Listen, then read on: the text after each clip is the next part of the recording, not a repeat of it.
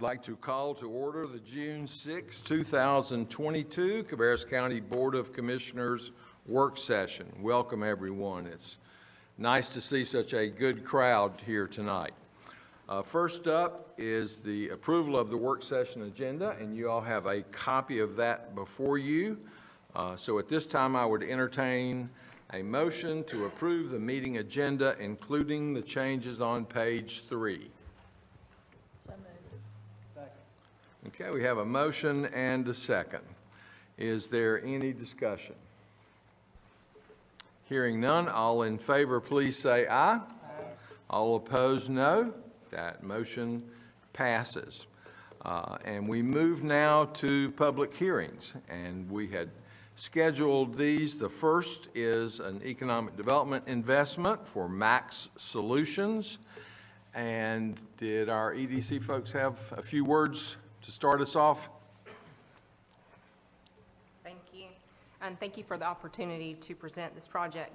Max Solutions Incorporated, a specialty packaging manufacturer, plans to locate their operation at River Oaks Corporate Center in Concord. The existing facility address is 700 Gerida Road, Suite 100. Started by packaging industry veterans in 2021, Max Solutions is a newly formed manufacturer of highly specialized packaging. The company produces custom folding cartons, labels, and inserts for the healthcare and consumer industries. With sustainability at the forefront, the Concord facility will be Max Solutions' second manufacturing facility and will cover 150,000 square feet with state-of-the-art technology to meet market demands along the East Coast. They plan to create 150 jobs with average wage over $67,000, which is well above our current county average wage. The projected investment is estimated to be $27.5 million in real and personal property. The Cabarrus County grant analysis is based on the estimated $27.5 million projected investment. We are asking for your consideration of a 3-year, 85% economic development grant on their personal property investment, including leasehold improvements to the real estate, not to exceed $428,886.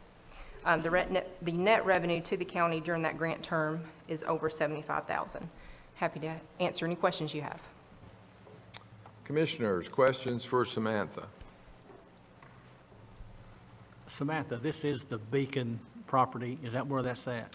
Correct. They're at the corner of Poplar Tent and Gerida Road. I think there were 5 buildings to start with. There are. Mm-hmm. And which building is this going to be located? One directly there on the corner of Poplar Tent and Gerida. Okay, thank you. Can you expand a little bit on why we are moving to suspend the rules and hold this public hearing and take a vote in our work session, which is a little different than the way we normally do it? Yes. So Max Solutions did receive state support for their project, and the state announced the project a few weeks ago in May, and just due to the timing of this and them wanting to hopefully move forward here in Concord and execute a lease, we wanted to bring this before you tonight instead of waiting later in the month. Great. I think that's normally a question a lot of folks have when we're involved with these state projects, and we have to adapt to their timeline. Correct. Any other discussion or questions? Okay, very good. Thank you. Thank you. Okay, at this time, I will open the public hearing for an economic development investment for Max Solutions and invite anyone to the podium that would like to speak on this matter.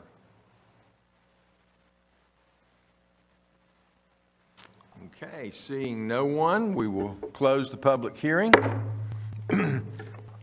And Commissioners, at this time, I would entertain a motion to suspend the rules of procedure to act on this tonight due to time constraints.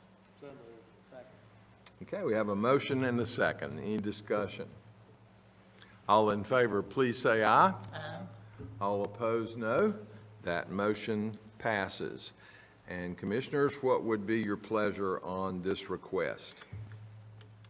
Mr. Chairman, I'll make the motion to approve the economic development agreement, 3 years, 85%, between Max Solutions Incorporated and Cabarrus County and to authorize the county manager to execute the agreement on behalf of the board, subject to review and/or revision by the county attorney.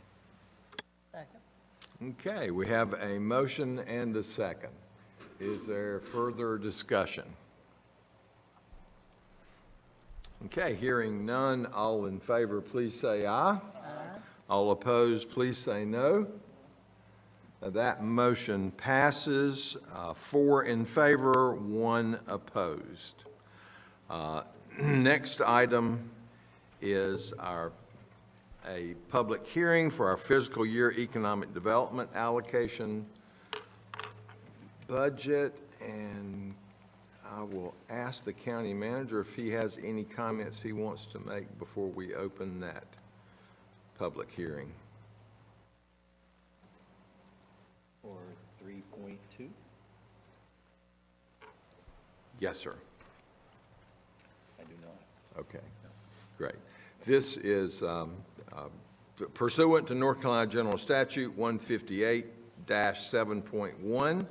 The county must conduct a separate public hearing for economic development appropriations. These would be the appropriations that will be included in our budget, which we're about to have a public hearing for. A funding plan is approved during the public hearing when each new economic development incentive is approved, and now one is required for the county's annual appropriation for the contribution to the Cabarrus Economic Development Corporation.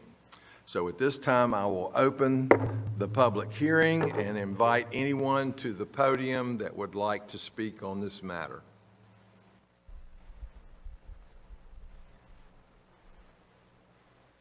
Okay, seeing no one, we'll close the public hearing. And we move now to item 3.3.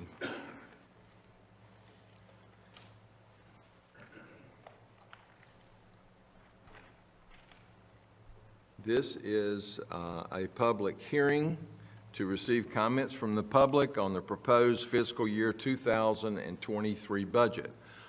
Just as a point of information, we're doing this a little bit differently this year than we have in the past. Typically, we've had the public hearing for the budget during our regular meeting, which would be followed by a vote on the budget. This year, we decided to have the public hearing at our work session tonight, earlier than the vote, which would give us, hopefully, to encourage a little more public participation and give us a little more time to consider any comments that we might receive tonight before we will vote on our budget at the regular meeting.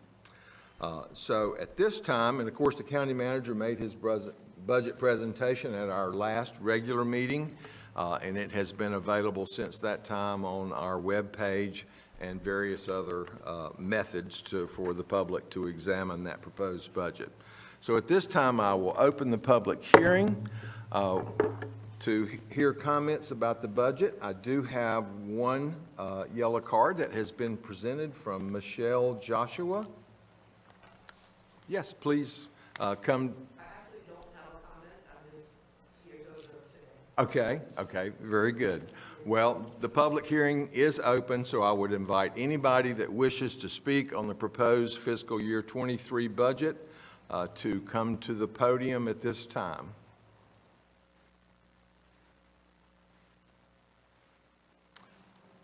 Okay, hearing, yes, sir, come ahead. Just state your name when you step up to the podium.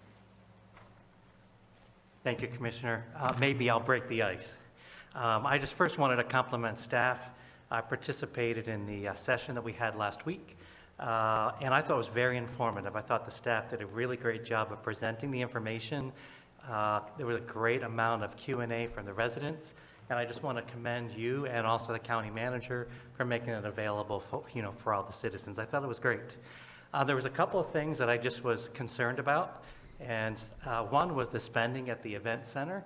I think we need to invest in that event center.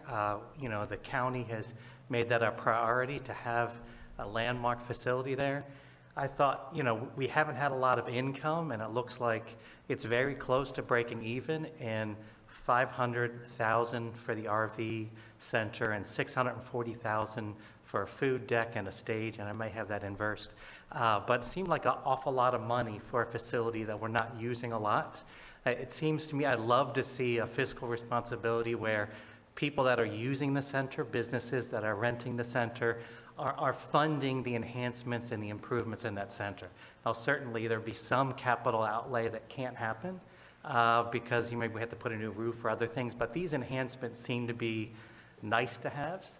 And when we've got so much money that we have to spend in education, so many needs for improvements across the county, it just seems like we should be investing it in other areas. And then one question that staff did not have an answer to was our school nurses. I know that a lot of times when you all spend money as a county, you put those things out to bid. And so the question I had was, does Atrium Health or other health providers in our county have an opportunity to bid on providing us school nurses? Is there an opportunity for a competitive bid, perhaps where we can save some tax dollars for our county and our schools? That's it. Thank you. And is there anyone else that wishes to speak on the proposed budget?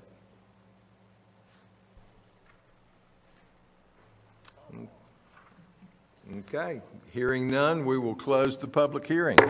Thank you. Okay, we move now to discussion items for action. Item 4.1 from Cabarrus Regional Chamber of Commerce, funding for Edge Factor. And we're happy to have Barbie Jones with us to talk about that item. Good evening, Commissioners. I'm Barbie Jones, the Executive Director of the Chamber, leading business in Cabarrus. Thank you for allowing me tonight to represent a request for funding for Edge Factor, a digital learning platform designed for career discovery, connection, and workforce development that would benefit students, adult learners, and businesses in Cabarrus County. For over 6 years, the Chamber has worked with Cabarrus County and Kannapolis City Schools career technical education departments to best support the career awareness, preparation, and connection to efforts of their programs. We realized the best tool would be some type of digital learning system that could meet students at any age or at any part of their career journey to help educate them on careers available here in Cabarrus County. We are very excited about the arrival of Golden Home, the beverage production hub with Red Bull, Rourke, and Ball, Kroger's Automated Fulfillment Center, Eli Lilly, and many more. And we appreciate all the hard work you devoted to engaging those employers and bringing more careers with family-sustaining wages here. But we also know we currently have great career opportunities in healthcare, hospitality, and manufacturing, among others that are currently going unfilled. We need to ensure our future workforce is aware of the vast array of career opportunities available here at home in Cabarrus County. Research shows that career development should begin as early as middle school, with career exploration beginning as early as kindergarten. If kids aren't exposed to the different careers available, they may only be familiar to those they see around them. We know Cabarrus County has returned to a pre-COVID unemployment rate of around 3%, yet we still have hundreds of unclaimed jobs. Wouldn't it be great if our businesses had a way to directly connect with students, with interested students who have been trained for those careers through CTE education and additional awareness through online learning? Additionally, Edge Factor has components for adult learners and parents. There is a push nationally for two-generation job awareness, recruitment, and training for both students and their parents. We know that by 2030, 70% of jobs will require more than a high school diploma. The latest census data for our county shows that 65% of our community has training beyond high school, leaving about 35% without that. Some of these post-secondary requirements are easily attainable through short-term training for credentials and certifications provided locally through Rowan Cabarrus Community College. Edge Factor allows learners of all ages to explore careers and learn what training they may be needed to attain careers that will result in higher earning wages, and connects our learning partners to obtain credentials, certifications, and degrees. For 4 years, I've looked at many different online learning platforms for career exploration and development. Edge Factor covers all the bases: career inspiration, exploration, preparation, and connection. Before I turn it over to them, I would like to point out that you have a platform overview in your packet of materials, along with letters of recommendation and support for this program from Cabarrus County Schools, Kannapolis City Schools, Rowan Cabarrus Community College, and Centralina Workforce Development Board. I'm also working with KCS and CCS to implement a timeline to roll out teacher training and student implementation should you decide to fund this program. The Chamber will take the lead on the community page and work with our workforce development partners at Centralina, the EDC, RCCC, and others to populate the business side, as all businesses can set up company profiles with contact information for free. Now I'll turn it over to Larissa Hoffman, who is joining us virtually with Edge Factor, to show you the platform, and we can answer any questions you may have following that. Good evening, Larissa. Thanks so much, Barbie. It's wonderful to be here. I'm going to be sharing my screen, and we're going to take a quick look at what the Edge Factor platform looks like today, and we'll be able to give a nod to what it looks like in our new launch, because we are 3 weeks away from launching the next version of our platform. You did such a great introduction, Barbie. Thank you. In a nutshell, Edge Factor inspires people to explore, prepare, and connect on their career journey. I am the Vice President of Edge Factor. I have lived and breathed workforce development for the last 10 years with Edge Factor. And honestly, it was a pretty personal story for me, the growth of this company and our approach. I graduated high school with little to no idea of what came next. And the founder of Edge Factor, Jeremy Bout, had a very similar journey. Graduating from high school, looking at the future and wondering what's right for me. And so at the heart of who we are, we have thousands of videos and lesson plans and interactive activities for students, for job seekers, for even parents to discover the many industries that are available and the career pathways that are available right in their own community. And so we have a career exploration platform that's used by schools, families, companies, and service providers like nonprofits and associations, workforce and economic development leaders. And we deliver all of the tools that we create on the Edge Factor platform.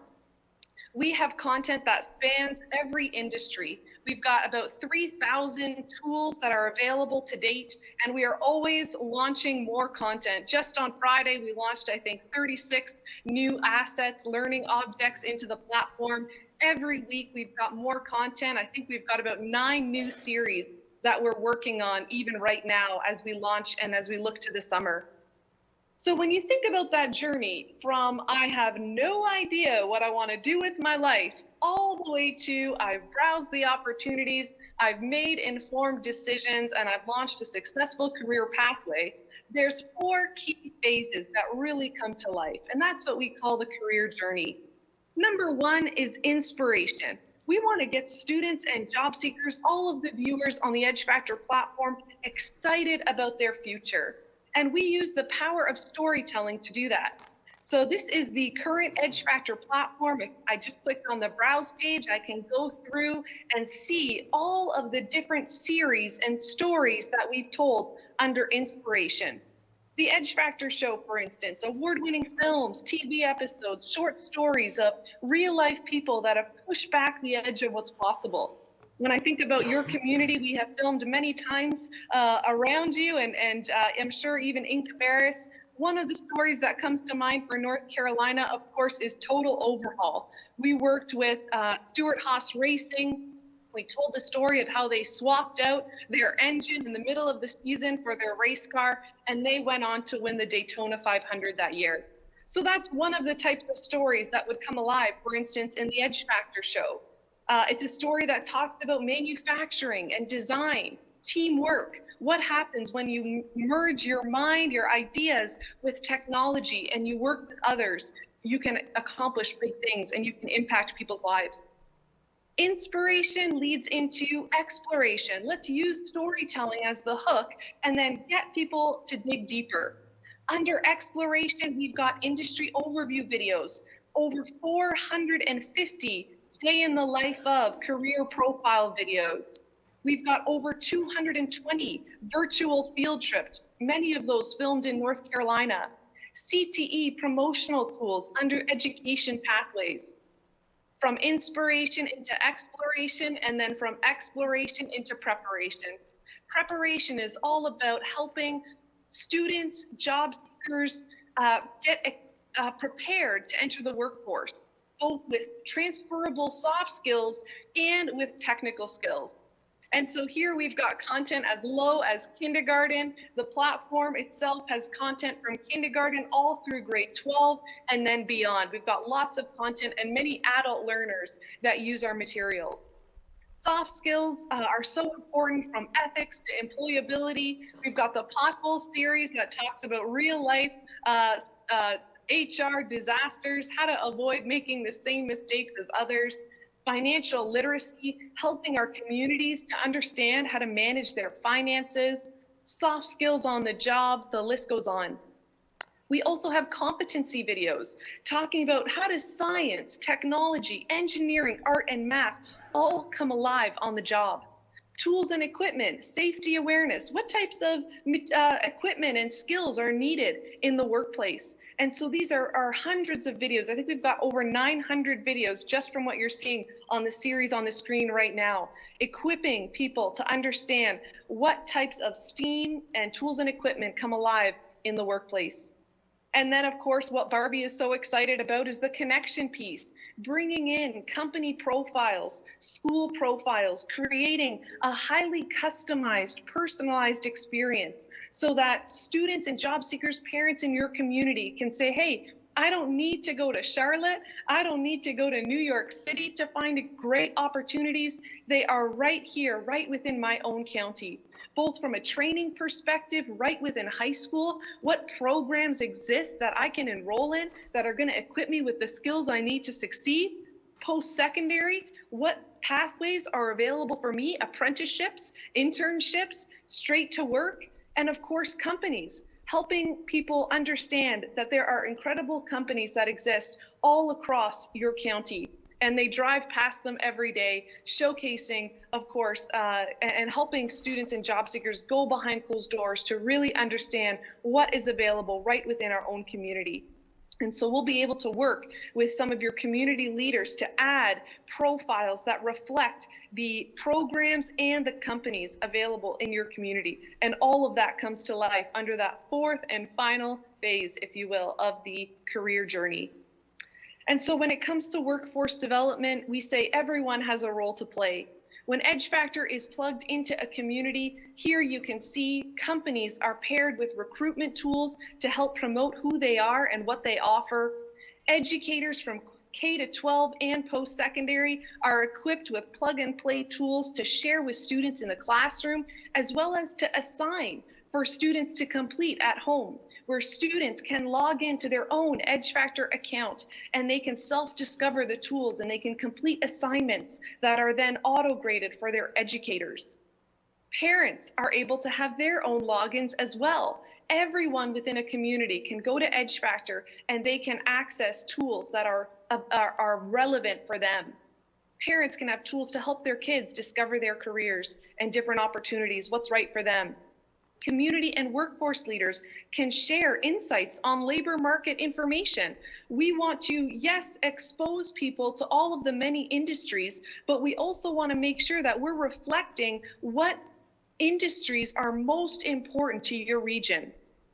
And then at the heart of this flywheel is the student and learners of all ages. They are at the heart of why we do what we do, to help move them forward, to open up their eyes, to get them connected, and to allow them to explore the opportunities that are available. So we call the career journey, you could almost call it a continuum as well, where we're able to intersect people's lives and deliver content to them at the moment that they're ready to receive it. And so when we look at your school districts, of course, the focus would be from K to post, right up to post-secondary, where we would have inspiration, exploration, preparation, and connection tools for all of those grade levels. We're looking at, of course, the local community college. Where do they fit in? How can they add their school and their program profiles, insights as early even as, of course, grades 9 and 10, 11 and 12, all throughout post-secondary and for people who are looking for a new opportunity as well. And then companies intersecting with the chamber and with the Workforce Development Board, all of the company profiles that we can add to the platform so that when students are discovering, hey, I'm interested in manufacturing, I've watched some career profile videos and maybe I completed some activities on manufacturing. Wow, there are some manufacturing companies right within my own community. And so we're going to be able to showcase the opportunities that are most relevant, that are most important to you as community partners. I also wanted to give a quick nod, I know I'm up, I got about 2 minutes here, at what is coming next. So in July, beginning July 1st to the 4th, and then throughout this summer, we are releasing our next generation smart platform. Using artificial intelligence and machine learning technologies, we are 10xing our platform capabilities. Why? So that we can create a personalized experience for every single type of user that comes in. There will be a mobile app that we're launching. So your students, your schools will actually be able to preload all of their one-to-one devices or Chromebooks with the EdgeFactor app, making it as easy as possible for your students and your teachers to log in. We're going to have assessments. When a student or a job seeker logs in, they will be able to access different types of assessments and quizzes to help identify what are they interested in, how do they learn, how do they communicate, what are their strengths, and how can we take that result and pair them with content that is most relevant and most interesting to them. Another big piece of this, of course, is the journey map. And so the more that we are able to learn the different data points of each of our users, the more we're able to deliver a highly personalized experience, a gamified career exploration journey, where we'll have learn and earn incentivizations for students. We'll also be able to learn about our teachers. What grades are they teaching, and what are they focused on in terms of industries, etc. Another big feature coming this summer is the ability to have courses. We're going to be packaging our content, our assessments, and our videos and our tools together. And upon successful completion, learners, that would be students and job seekers of all ages, will be able to receive achievements and badges. And we could actually work with your local community partners to create custom badges that, again, reflect your community's needs. Students, job seekers that receive achievements and badges will be able to add that to their portfolio, and they'll be able to build out some of the badges that they've learned and even share them with others. Analytics are so important. I wanted to make sure to cover this. Barbie and I will be able to, at a glance in real time, look at the analytics and the health of the usage and adoption across all of your schools and across your companies. We'll be able to see the people that are watching the content, that are consuming it, what are they aware of? What have they engaged with? If they've completed courses, what are they knowledgeable about? And what are they interested in? So throughout their experience on the EdgeFactor platform, we're going to be gaining insights to understand not just are they using it, but what are they watching and what do they think about what they're watching and consuming. And so we're so excited about the response of your schools. We're going to be working closely with them to host webinars. There's all sorts of deep libraries on tutorial videos, tips and tricks, help on demand. We also have email support, phone, and live chat. And so we are going to walk this road very closely, especially with your school districts, to ensure they have everything they need for a successful rollout and continued implementation. As Barbie mentioned, we've received some really positive letters of support. We're so excited that the community leaders around the table understand the platform and understand how they'll be able to use it. We added a couple of key quotes here that were inspirational. As some of your school districts have said, it's a critical role. It's going to make all of the difference. It's been really encouraging to read those letters and just receive that support. And I'll leave it there. Thank you so much for your time. I've appreciated presenting to you today. There's our contact information.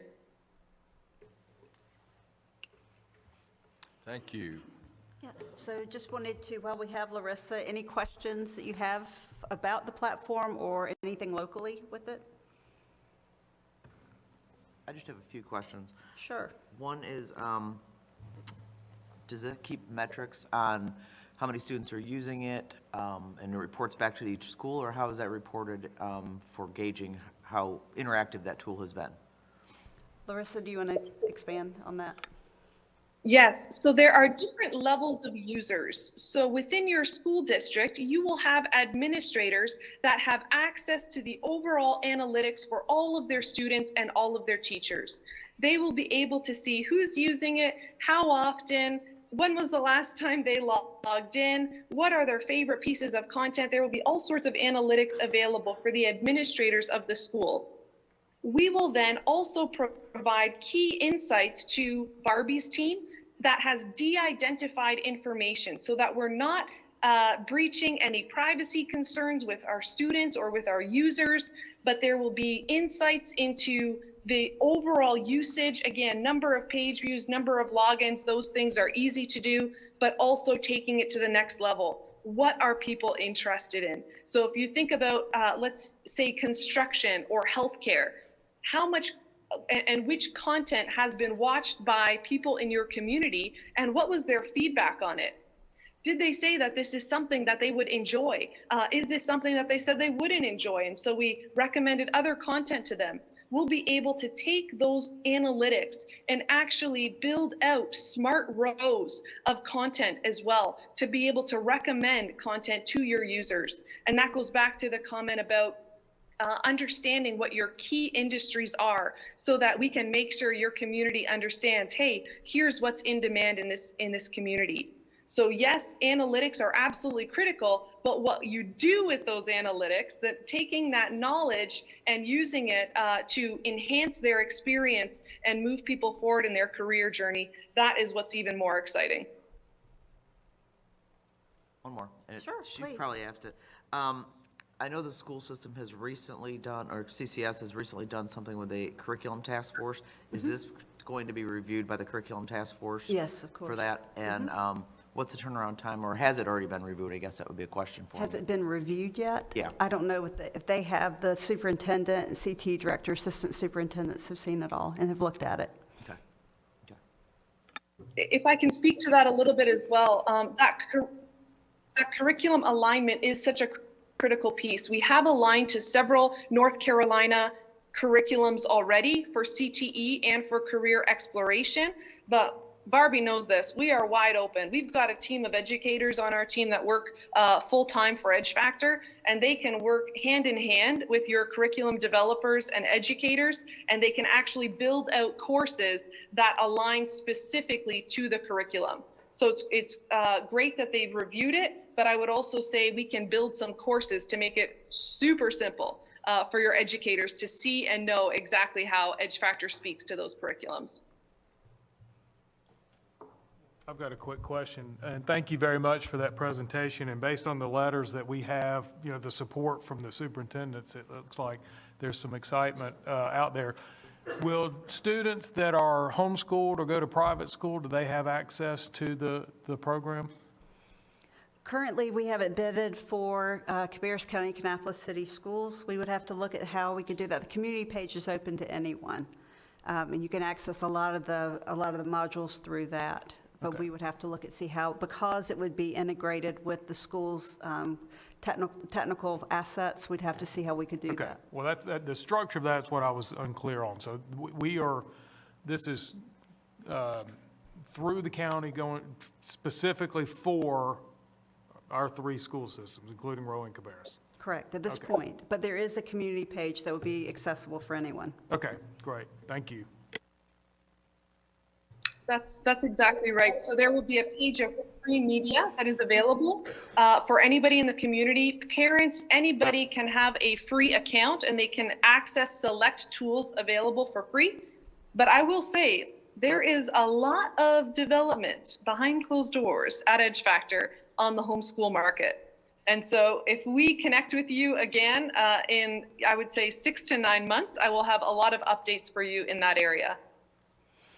Currently, Cabarrus County Schools and Kannapolis We City recognize Schools. the need. use Naviance, and this as a one-step login, and so it would be connected through that. Mr. Chairman, I've got a couple of questions as well. Barbie, excellent presentation, excellent find too. Thank you. You know, for this platform, for our students, because I can see how it works hand in hand with workforce development, and which is something that we focus on, new industries, new jobs, higher paying jobs, not just over broke, but a good job. Right. And, but the questions I have about this, Larissa will probably have to answer this, is does this platform require any additional personnel to monitor this? I mean, everybody's worked hard, works overtime and all of that, but, you know, and all the features are great, but, you know, obviously you have to have somebody to monitor that. And who does that? Is it is it by school? Is it by the system? And I mean, I think the program's like $31,000 for 3 years is what the contract is. But what does that include? It's $94,500 for 3 years, but that includes, it's $94,500 for 3 years for all of that. Yeah, but it's 31 a year. Though. 31 a year, yes. 31 a year, yes. And then, but I just would like to know what's the additional cost, you know, personnel-wise? Are we going to have to hire another person to the school system to monitor this, to find out, you know, all the good things? You know, we know how many people's looking at it. We know when they last looked at it and what their interests are. But somebody has to monitor that. Does it give you a report every day? And if it does, somebody's got to look at it to see what the results are. I think it was my understanding from talking with the superintendents that they have staff that would be eager to have those results and that data that are already monitoring those type of reports. And so I don't see it as an additional cost for that. As far as the community page, we'll be working with it. Be happy to work with any of our community partners on it to be able to make sure that the businesses get populated. One more, I know it's structured for CCS, Kannapolis. Is there any platform in there for our charter schools? Because we do have several in the county. We do, and I think she mentioned that we would have to look into additional funding for that or figure out a different way, because it is set up right now to mainly serve Cabarrus County and Kannapolis City schools, the way that they're with their technology. Okay. There's no question that I wholeheartly support this, because this right here is a giant step forward for Cabarrus County, Kannapolis, and for Cabarrus Rowan Community College, helping to determine what our students are looking for and help them find it, and then the education that they need to get those type jobs. And so it's a giant step forward, in my opinion. Thank you, Mr. Shue. Other questions, commissioners? So have you done the math on the price, how much that is per student? I have not, Commissioner Morris. Be happy for you to do that. And just roughly in my head, I'm thinking 75 cents. It's very, very minimal. Yeah. It's a little less than $1. Yeah, Less than $1. Less than $1 a year. If you add the students of Cabarrus County plus Kannapolis, yeah, so I would say that is a lot of results for less than $1 per student. I think that is something, as closely as we've worked with career technical education, is something that we need to do, or something that they need to be able to make those connections. We get calls all the time from businesses wanting to connect, but the time that it takes to be able to make those relationships and be able to get that to fruition, this automatically does all of that. It's not going to replace in person by any stretch. We have C4 Day for those type of things, and we'll continue. But this is just a great day-to-day tool for our employers and for our students, we think. Excellent. Any other? Yeah, I just had one question. Barbie, is Yeah. it possible to get that cost for the charter schools and the Sure. homeschoolers in the next week or so? Oh, absolutely. I can probably get it tonight. Okay. Okay, any other questions or comments? Okay, thank you very much. Thank you, Commissioners. Thank you. Thank you. Okay, we move now to item 4.2 from the Cabarrus County Tourism Authority, fiscal year 2023 budget approval. And we are happy to have John Mills with us in person and somebody else on TV for some reason. Oh, Donna Carpenter, welcome. And she is going to start us off, so. Good afternoon. I'm so sorry that I can't be there with you. I think this is the first time I've ever missed this presentation, but I am in Macon, Georgia, teaching at Southeast Tourism Society Marketing College. So everything fell on the exact same day. When it rains, it pours, right? But you are in capable hands with John Mills, and I believe our board chair, Owen Parker, is also there. First of all, I just want to say thank you to the commissioners for all of your continued support of the CVB and the hospitality and tourism industry in Cabarrus County. We are happy to say that we are back. I think the last time I sat in front of you, we showed a pretty gloomy video. We don't have a video to show you this time, and no gloom. So just wanted to update you on a couple things. First of all, we hosted at the Coca-Cola 600, the CVB hosted a legislative reception. Commissioner Strang, thank you so much for attending that with us. We had about 35 legislators who attended, and I think had a wonderful time and were able to see and hear about Cabarrus County and the impact that Cabarrus County has on the state of North Carolina. So it was a huge success, and Senator Newton co-hosted that event with us, and we appreciate him doing that also. We also want to thank you for your continued partnership on the turf field project that we embarked upon, and wanted to give you an update that to date for this year, we have generated probably over 5,000 room nights just on those turf fields, those high schools. So thank you. It was a worthwhile project, I think, not only for tourism, but also for our student athletes to be able to utilize those fields. So thank you again. I can't thank you enough for that project. John is going to present our budget to you, but always want to remind everyone that we are not asking you for any money. We are not funded out of the general fund, but by occupancy tax that is paid by the visitor who stays in hotels. So thank you again. And John, I will turn it over to you. Thank you, Donna. So good afternoon, commissioners. Again, thank you so much for giving us this opportunity to be here. We just have a short 3 slides for you this evening. So the first thing we're going to show you actually is kind of a historical picture of what our budgets look like for almost the last 2 decades. Amazing growth when you look at what we went through from fiscal 2004 to around March of 2020. And then, of course, you can see the dip for that thing that we shall remain nameless, because we are moving forward. And the best thing that you can see there at the very end is that recovery.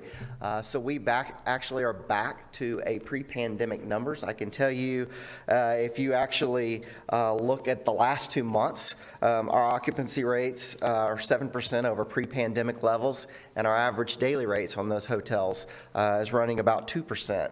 The last few months have been very, very encouraging. And like the county, we spend several months going through this budget process. So there's been a lot of forecasting, listening to a lot of economists to talk about when's that recovery going to take place. You know, first it's going to be demand that's going to come back, because there's a lot of pent-up demand and people want to travel and they want to get out and they want to see family and friends and experience new destinations. But then it's also how quickly are those rates going to come back. The rates have come back much faster than I think anyone could have predicted. So that's been very nice for us to see.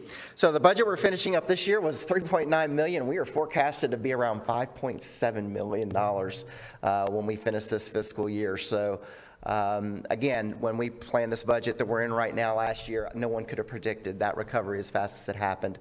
So using that as a benchmark and looking at continued recovery, we're seeing some traction on the group side. So We kind of have had sports, as Donna alluded to, with those room nights, what we'll call social groups, so weddings, reunions, car clubs, those groups have been helping us sustain through this time period. So now it's the corporate groups, meetings, conventions, association business that we're working to get back.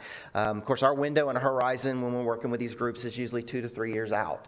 So there's a lot of activity and a lot of interest in the destination to be able to make that happen. So when you're looking at that budget this year of almost $5.8 million, again, the county retains 5% of those collections. $286,000 goes into the county's general fund for those collections. And also $286,000 goes into the Sports Development Fund, which of course is helping to pay off the turf field project, which was a 10-year agreement we reached a couple years ago when that turf field project took place. So we're very happy that has come back, and of course that assists the general fund and it helps to pay off those fields. And the last thing we have is just kind of an allocation page for you to show you how we break down our expenses over the last couple of years. You can see the current year that we're in on the left side, and the right side is where we're proposed to go next year.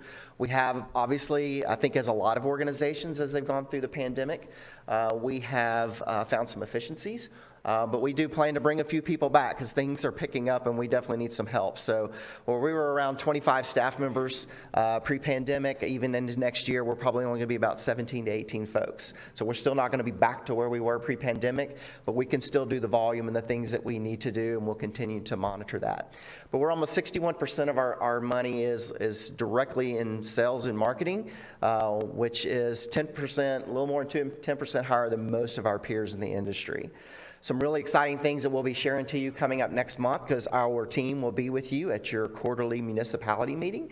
We're going to be talking about a new research tool that we embarked on this year called Zartico, which is a geolocation tracking data, which allows us to know where people are coming from when they come in the destination. It will allow us to know when they're in the destination, where else are they going? Take Cook 600 this past weekend. How many folks, once they came to that track, where else did they go? And so we can plot those folks on a map. It's anonymized, so we don't know who they are, but we know where they're from.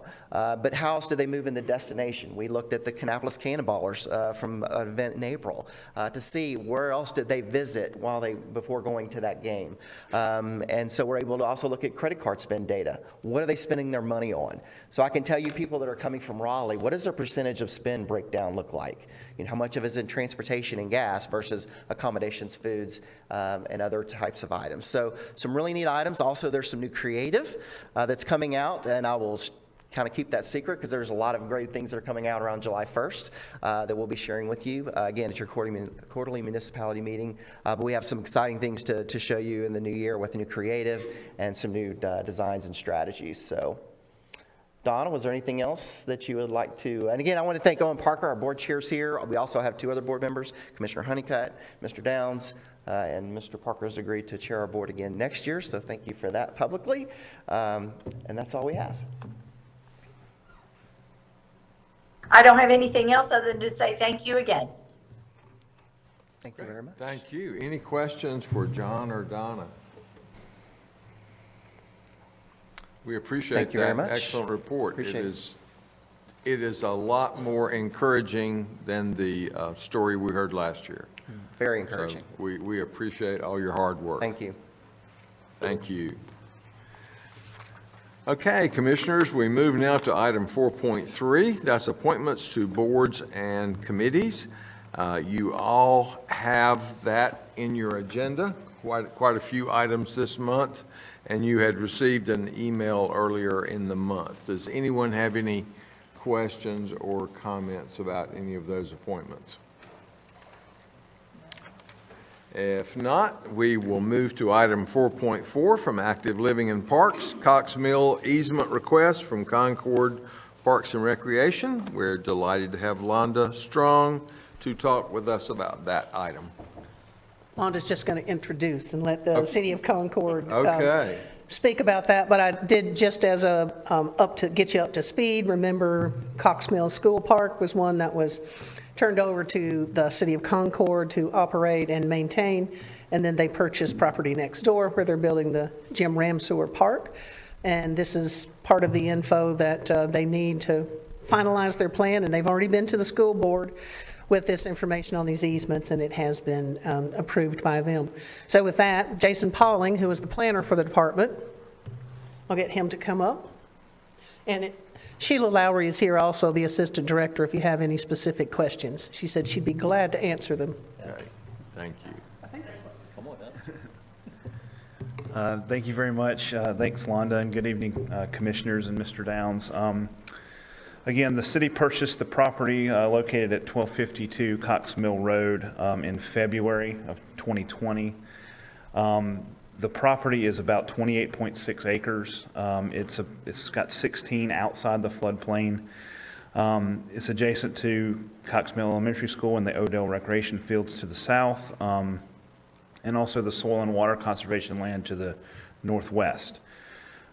This request includes 3 easements, permanent easements. The main easement request is for the area, including the portion of the school driveway that leads to the fields, in order to provide a primary driveway connection to the park, access for maintenance and emergency vehicles, a new area for a maintenance facility, and future driveway considerations to the front, and then also a multi-use greenway trail that would connect the front of the site from Cox Mill Road all the way to the future Clark Creek Greenway that's proposed in this area. That easement will be a total of 5.3 acres roughly.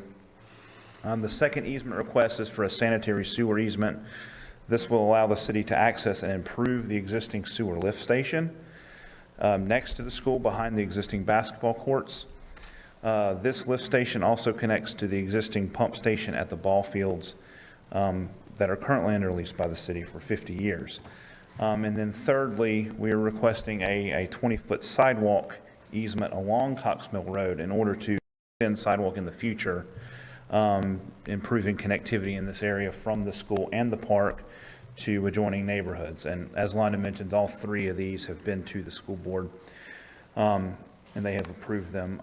The design for the park is underway currently. The city has contracted with the firm Wolpert out of South Charlotte to complete the design. City Council has approved the schematic plan,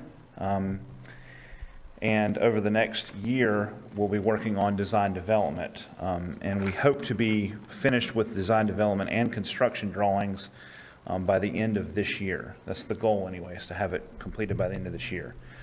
We are seeking approval to move forward with these 3 easements. There's a good map there for you. Once approved, the city manager and city attorney will review the language of the easement agreement with the county manager and county attorney prior to recording. And I'll be happy to answer any questions. Questions for Jason? Any issue with any of the easements, but I do have a question on the master plan, and maybe that's not in our purview, but I'm curious. So the green space between the proposed sanitary easement and the Odell sports field, how big is that, and what is that future? I mean, it just looks like a green space with a walking trail that bisects the parcel. That, I believe, is still part of the school property, and I don't think that's part Okay. of what we would control. That green. But yeah, it would remain pretty much as it is. It's kind of a multi-purpose green area for recreation and stuff for the schools. I believe that has the gas line easement on it through that area. It's not a no construct area. And we do have one small request in the easement. That first section there that has a little jut out, there is a soil and water best management practice there, a little rain garden that drains down into that larger project. And it's in place for repayment till 2024 should it be damaged or taken out. They are aware of that. We've discussed it. We just want to make sure it's included in the easement language that should be maintained.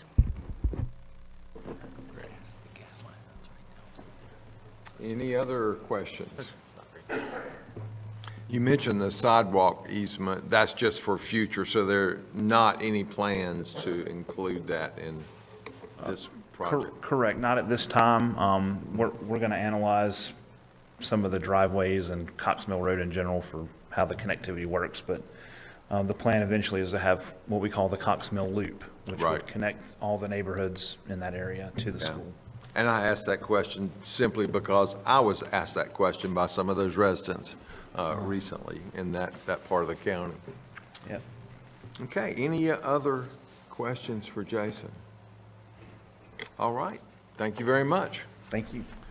Okay, we move now to item 4.5, also from Active Living and Parks, Matching Incentive Grant Update Proposal. We're happy to have Byron Hagler to talk about that item. Good evening. I also have Ian Sweeney with me today. He is the Project and Event Manager for the Active Living and Parks Department, and he now has the honor and privilege to manage the Matching Incentive Grant Program. And so he'll give a little brief background of the program and then also the proposed changes to that Matching Incentive Grant packet. And with that, I will turn it over to Ian. Thank you, Byron. Good evening. The Matching Incentive Grant Program is a 50-50 match for seed money for civic and community groups to construct, improve, acquire recreation and park facilities in Cabarrus County. It must be sponsored by a nonprofit and must be located on public property owned by Cabarrus County, the boards of education, a municipality within the county, or leased to the county for at least 15 years. I'm presenting proposed changes to the Matching Incentive Grant guidelines recommended by the Active Living and Parks Commission. The first change is under eligibility. Item B states provide a new recreational or park facility on eligible property or renovate an existing recreational park facility. And the change here is to remove the limiting statement that reads, note, elementary school park facilities are the only school parks eligible for renovations. So the change is to remove that limiting statement. The next proposed change is to add letter E under eligibility that reads, the project must remain open to the public, intact, maintained, and used for its intended purpose for 15 years unless the sponsoring organization reimburses the county for any grant funds provided or upon mutual agreement from the county, just to make sure the purpose that the project was approved for remains the purpose and that it stays in good standing. The next change under Matching Incentive Grant Program is the addition of letter I that reads, the sponsoring organization will be responsible for any expenses not reflected in the grant application once the application is approved, and that's to protect the county with the nature of unpredictable pricing for materials and services. The next change is just a simple change in contact information from Byron Hagler, ALPS Assistant Director, to Ian Sweeney, Project and Events Manager. Any questions? Okay, questions for Ian, commissioners?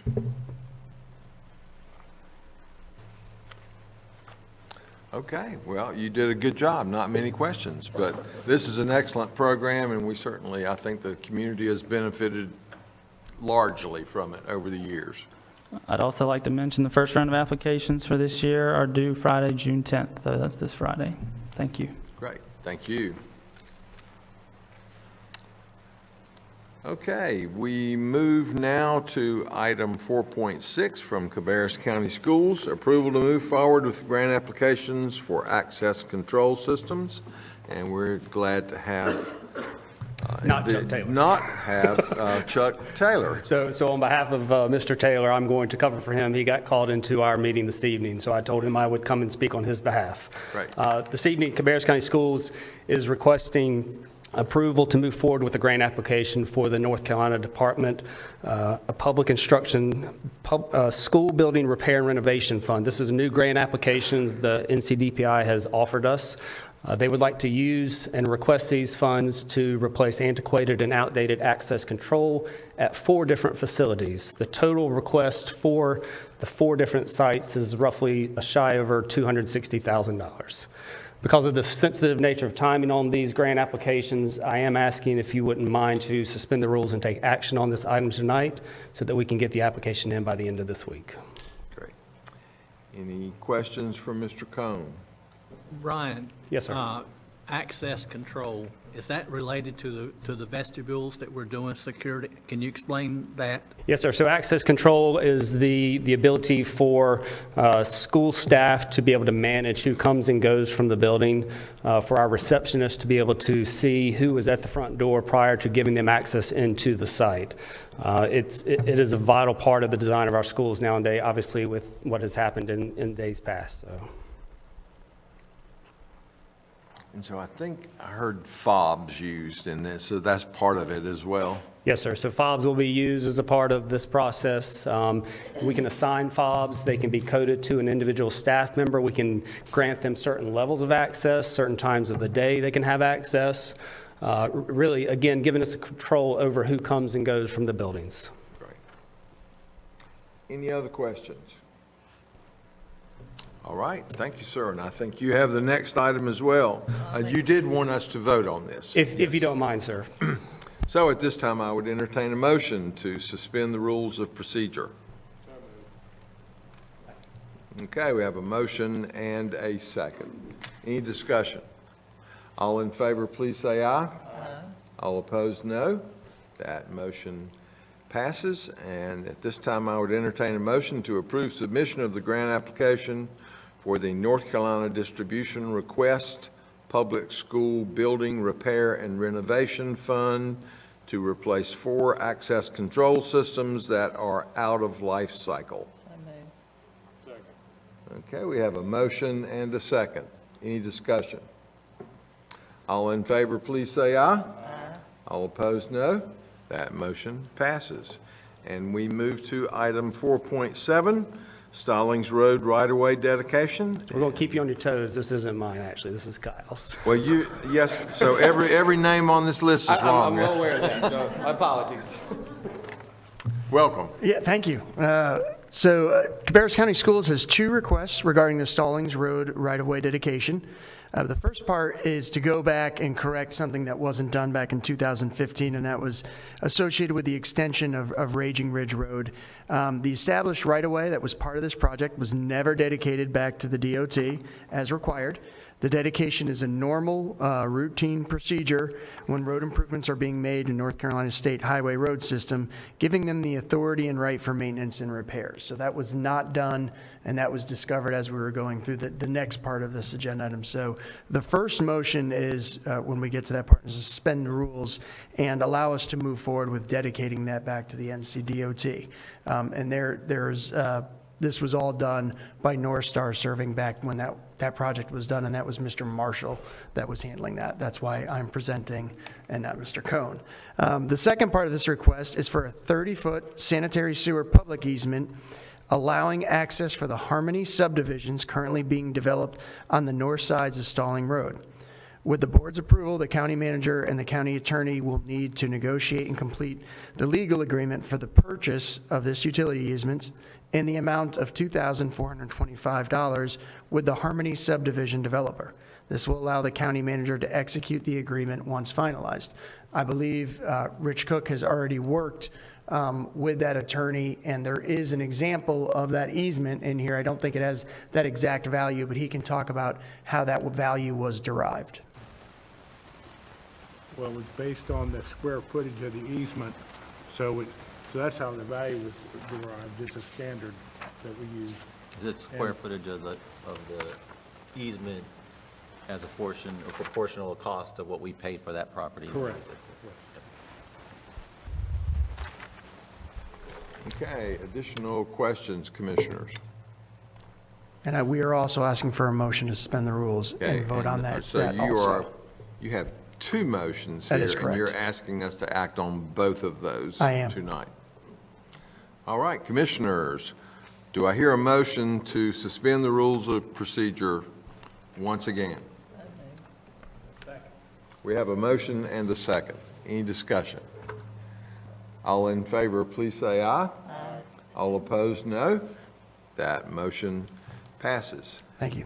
And at this time, I would entertain a motion to dedicate the established right-of-way back to the North Carolina Department of Transportation as required.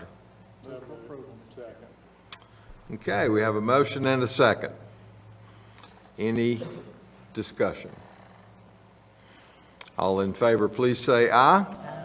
All opposed, no.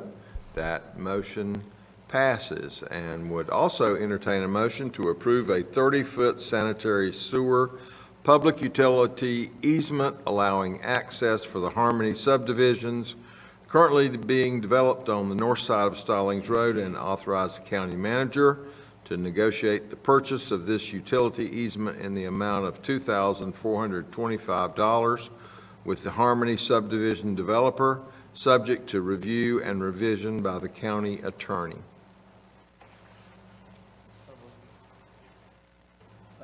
Okay, we have a motion and a second. Any discussion? Yes, sir. Well, this may be nitpicky, but if the dollar amount's already been established, we're not really negotiating, and the motion has the word negotiate in it. Does that matter?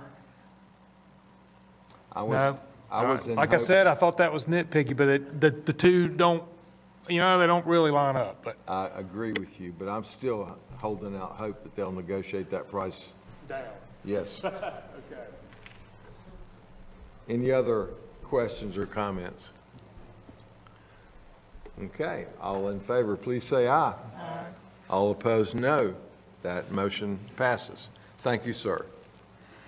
Okay, we move now to item 4.8, adoption of the new retention and disposition schedule for North Carolina. And I don't have a name for that one. I got you. Okay. This is just from the state, and it's to take care of our records. We have rules and regulations of how we can dispose of things, and so this is just timeliness. They updated them at the end of last year, and so they were just cleaning up some things before we got ready to approve. So this is just approving that. We do it every time they come up with more guidelines, and it's a very lengthy, as you can see, a very lengthy schedule for us to follow. I was going to say that it's 100 pages or more. For each one. There's two of them.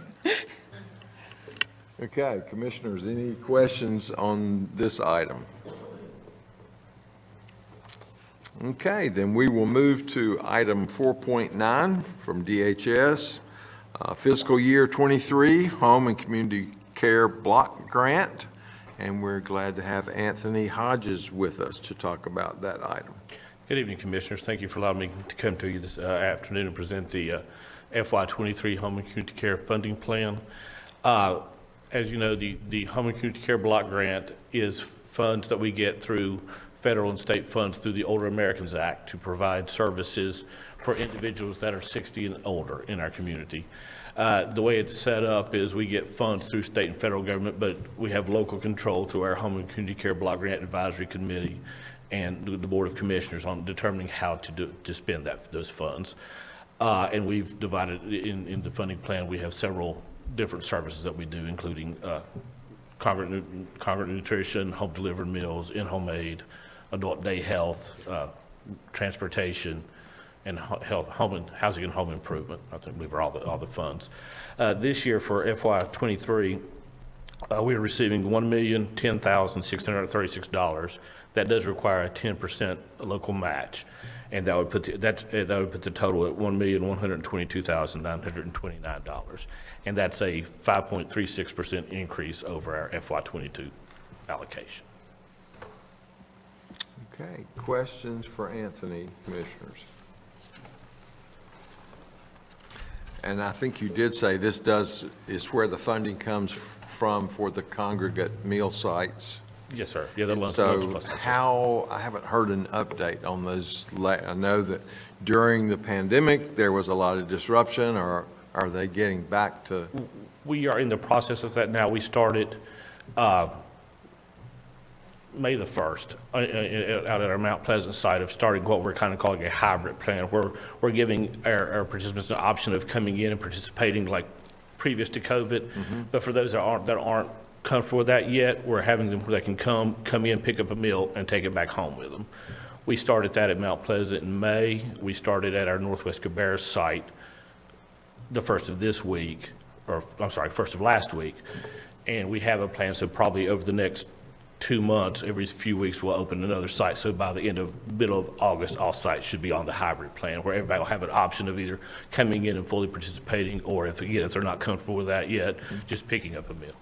So that is something you're not sure whether that will continue permanently, the hybrid site, or not? Right now, it depends, a lot of that depends on state waivers. Right now, we have the waiver to be able to do that. If the state removes those waivers at some point, then we would go back to the full plan.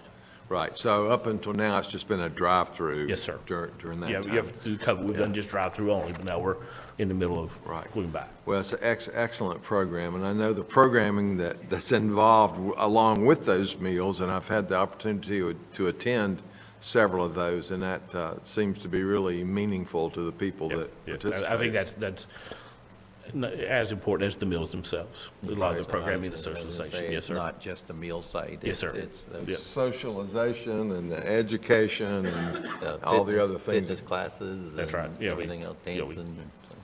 Yes, sir. Right. Okay, commissioners, any other questions? All right, thank you. Okay, we move now to item 4.10, purchase of simulation equipment for EMS headquarters, and we're happy to have Justin Brines with us for that item. Thank you, Mr. Chairman, Commissioners. I am before you this evening to request the approval to purchase sole source, utilizing sole source vendor for our simulation equipment for the EMS headquarters. The funding was previously approved, so this is basically a request to purchase from Echo Healthcare, who is a sole source vendor for a very unique product that allows us to do simulation in our training space at the new headquarters that's being built now. This funding actually will be from, or the purchases will actually be from two vendors. One is Code Blue Resources, who is in North Carolina. They're a vendor for CAE Healthcare. We're purchasing a mannequin and some recording equipment from them. They are on state contract 785A, so there's no issue there. Echo Healthcare is the single source vendor that we need to request sole source purchasing for. Through actually. I was made aware Friday that their pricing is going up 14% July 1st.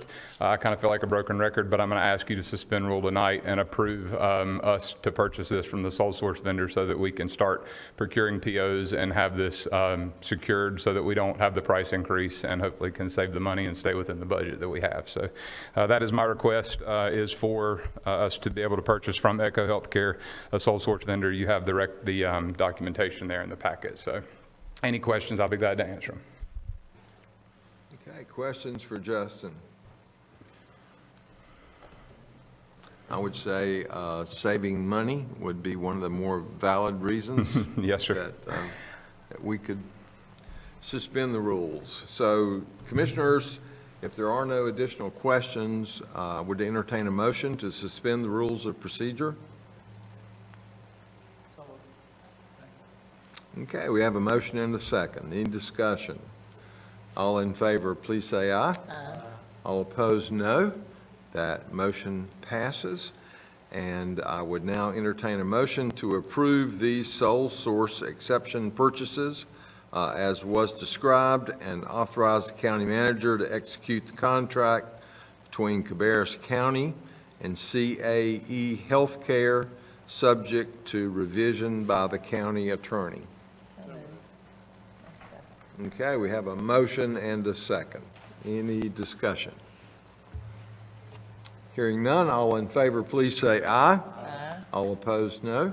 That motion passes. Thank you, sir. Okay, we move to item 4.11, personnel ordinance updates, and we're happy to have Lundy Covington for those items. Thank you, Commissioners. So I hope my item will be very brief tonight. We are hoping to make a move to a policy that would allow us to stop moving employee evaluation dates. We currently do that when an employee is promoted, demoted, has a reclassification. So what we would like to do is basically fix that date. There are a few changes we need to make to the personnel ordinance, though, to go along with that. So you do have the information in your packet. Basically, we're seeking just to drop a definition or a term of effective date and change it with an evaluation date. and make several other changes. So again, it's something very minor. We're hoping to put this into effect in July, and what it will do, it will stop the flotation of those dates, but it will also make sure all of our employees receive an evaluation every 12 months. And we think that's important versus sometimes having a longer window or occasionally a shorter window. So I don't, again, need anything other than just to put it with the consent agenda, but I'm here to answer any questions you may have. Questions for Lundy? All right, thank you. Okay, we move now to item 4.12, ad hoc amendment to Central Area Land Use Plan, interlocal agreement for 3535 Katrina Avenue. And I think Rich is going to talk with us about that one. That's correct. I'm going to take this over for Susie. This is a matter that really is pretty straightforward, and you've handled several of these in the past. This is part of the Central Area Land Use Plan, interlocal agreement we have with the City of Concord. And in that agreement, there's a provision that for restriction of the utilities, that if there's a single lot or a couple of lots that are basically where the utilities are already near the lot, that you can make an exception and allow the utilities to go on that single lot. And that's what we have here on this particular parcel.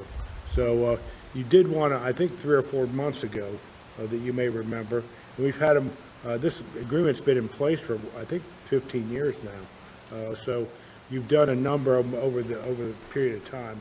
So this is just another one of them. Great. Any questions for Mr. Cook? All right, thank you. We move now to item 4.13 from Planning and Development, budget amendment to allocate newly awarded Duke Helping Home Fund revenues and expenses. Kelly Sifford's with us for that one.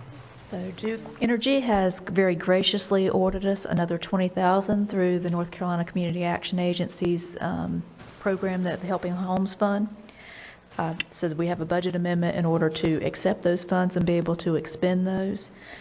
Just to give you an update on what we have been able to do with that and the money that we have been already using. We've done 11 different households, 6 HVAC replacements, 1 HVAC repair, 3 water heaters, 2 washers, 2 dryers, and 2 stoves. The washers and dryers are more of an item that are used for elderly people so that they're not having to lug laundry to a laundromat and, make those heavy carries back and forth. So those are items that we purchase through that, and they are required to be a certain energy efficiency since we are using Duke funds to do that. And so that's what we have used those funds for, and another $20,000 will take us a long way toward getting some more heat and air systems replaced. Okay, any questions for Kelly? Thank you. Okay, we move now to discussion items with no action. First up is North Carolina Association of County Commissioners Annual Conference update. And just to give you a quick update, the Cabarrus County will be hosting the County Commissioners Association, so that's all 100 counties. Representatives from their commissions and their staff will be coming to Cabarrus County for their annual conference and educational meetings. And the site will be the Embassy Suites over in the Concord Mills area. So we will be providing staff for that event at various levels of opportunities, I guess they are. There'll be some chaperones, or there'll be some those just help with the registration desk and that type of thing. But then also we will be providing a lot of the curriculum for that, and a lot of our projects that we have done and been successful at over the last few years, we will be using as examples as we participate in those training opportunities. So we're looking forward to them. So it'll be 300 or so, I guess, somewhere around in there, 300, 400 people coming in from all over the state to be here in Cabarrus County. So it gives us an opportunity to show off what the county and all of our cities and towns have done over the last couple of years with the different projects, the downtown redevelopments, the parks, and and then also some of the programs that we have initiated here in the county as well. Mike, do you have the dates on that?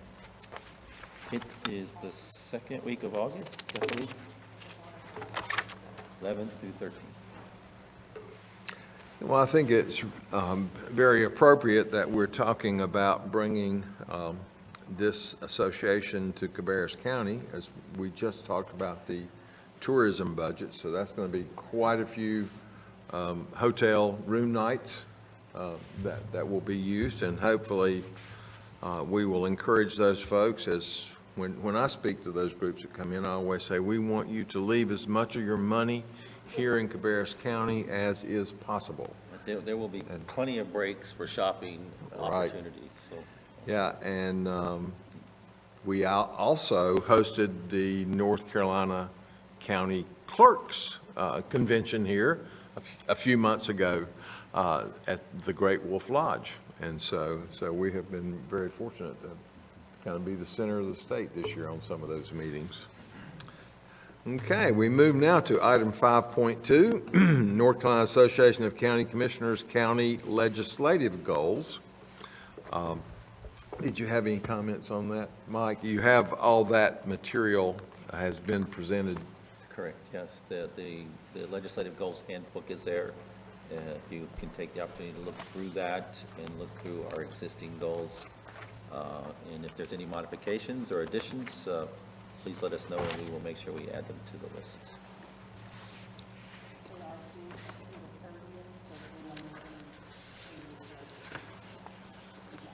Great. Thank you. Okay, we move now to item 5.3 from Cabarrus Cooperative Extension.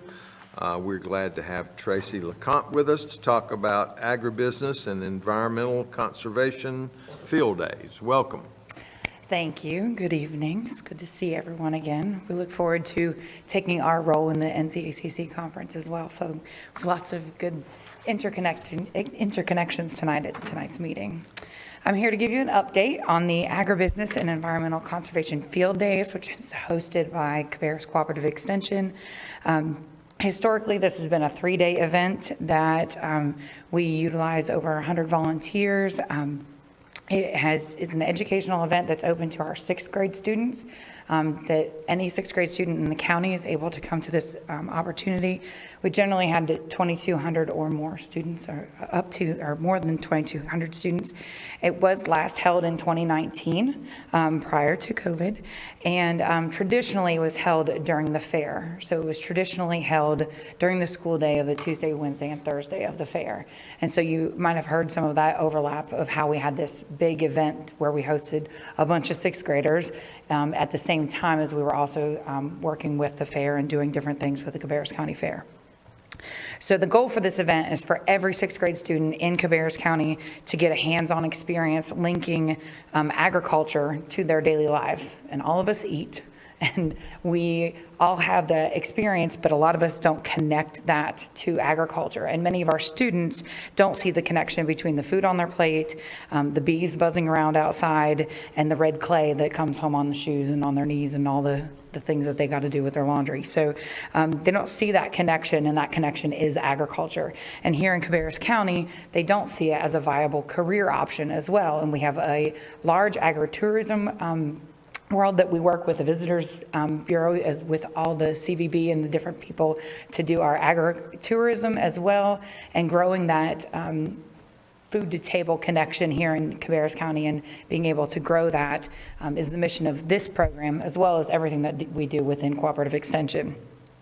So with not having this event for the last 2 years, we felt that now was a good time to be thinking about how we can make those changes and coming into our school year for this fall, or the 2022-2023 school year. And we felt that now would be a good time to do that. So in order to meet the needs of our growing middle school population, since we've added a school since the last time that we've had this, and we know that our relationship with growing that agritourism and the connection with agriculture in our community is going to be a big thing with the Cabarrus County Fair. We were looking at separating those two events and having them at two separate times, so all of our cooperative extension partners and friends can fully support the fair within their world, and then we can also focus on having this agricultural event in the spring. So we are moving forward to with our plan to host that, but I wanted to make sure that you guys were there and to give you the opportunity to get any feedback from you all as well. We have been working with a lot of our partners, so we've been talking with obviously all of Extension and our associated groups, but also with Cabarrus County Schools, Kannapolis City Schools, with the Extension Master Gardeners, our 4-H development program, Cabarrus Soil and Water Conservation District, who's also been a very strong partner with us in the past, Mount Pleasant FFA, the Cattlemen's Association, of course, the fair. So our logistics are going to be relatively the same, with hosting thousands of sixth grade students coming through in that logistics of those days. It will be open to all of our sixth grade students in Cabarrus County, and we traditionally have had many come from our homeschool populations as well as our charter and public schools across the board. They do, we still plan to have all of the kids have a hands-on activities, so they are getting that hands-on experience with agricultural related topics, whether that is through direct animal interactions, but then also knowing that agriculture isn't just animals, it's also plants and soil and water and nutrients, and understanding how that whole thing goes into that, which directly aligns with the sixth grade curriculum, much better in the spring than it does in the fall. As you know, as things are growing and sprouting and hatching and all the beautiful things that happen in the spring, it'll much better align with that. We do also plan to increase that safety for animal interaction. Instead of having to do both events simultaneously, this will allow us to focus for the safety and welfare of the students that are in the event, as then we can separate that from the safety aspect of the fair, of the Cabarrus County Fair as well. So I wanted to open it up to you guys to get your input and answer any questions that you might have, but also to put it out there. We do plan to have a planning committee. They'll be working with Cooperative Extension to kind of help us steer within the guidelines there. We also are working with the Cabarrus County CTE students, or CTE instructors as well, to better align it with career goals and the CTE planning goals of Cabarrus County Schools.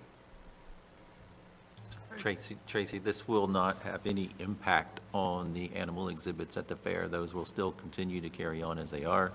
Correct. And all of those animals will still be there with the ability to make those contacts. This is the program that takes place during the day, during the school day. Correct. So it would normally take place in the time that the fair was closed to the public. So it was a during the day aspect. We would use the exhibits that were there at the fair to help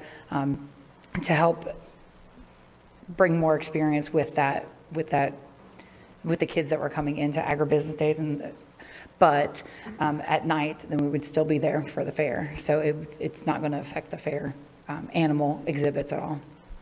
If anything, it'll make it better because we'll be able to be there and do a lot of other things too. So the experience of the kids or the children coming from the schools will negatively impact that, or will this have the opportunity to enhance that? So, yeah, our goal for the spring, moving it to a springtime event, will allow us to focus and streamline that event to where the kids will be able to have more purposeful interaction with any of the agricultural booths that they're able to go through. So right now, the logistics of that is we're almost competing with the fair, just with space, and trying to get 1,000 youth to be able to go through the fair exhibits, and while still meeting our needs of having booths and things available for the youth to come through, while still having animals coming in and out that are getting ready to show that evening. Whereas now we'll be able to have them as separate and even better events, because we'll be able to focus specifically on that event. Tracy, originally you said it was 3 days. Is this also going to span 3 days? Correct. Right now we have the event center booked for those 3 days in April 4th through the 6th. And it's 3 days because you bring different groups each day, is that correct? Yes. I mean, they don't all stay for 3 days. Yes. Correct. So the schools are invited to come one of those 3 days. And we Right. do 3 days, so we are able to accommodate 2,300 kids or whatever that number is this year. We won't know until the first 10 days of school in the fall for us to have those numbers.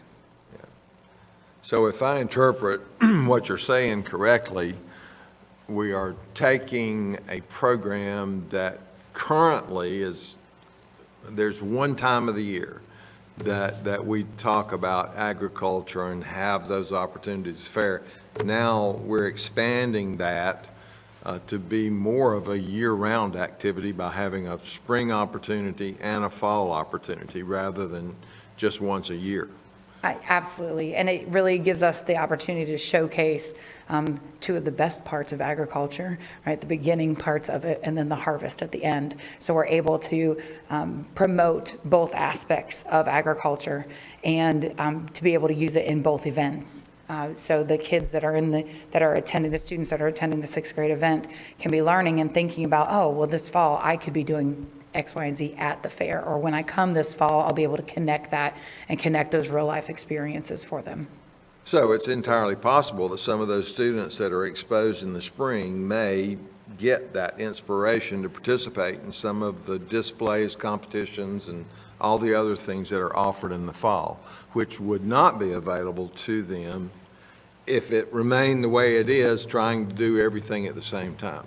Correct. And then I think the volunteer aspect of it is the people that are helping are doing both events, the fair and so that has limited what you've been able to do, if I understand correctly. And this will take that limitation away.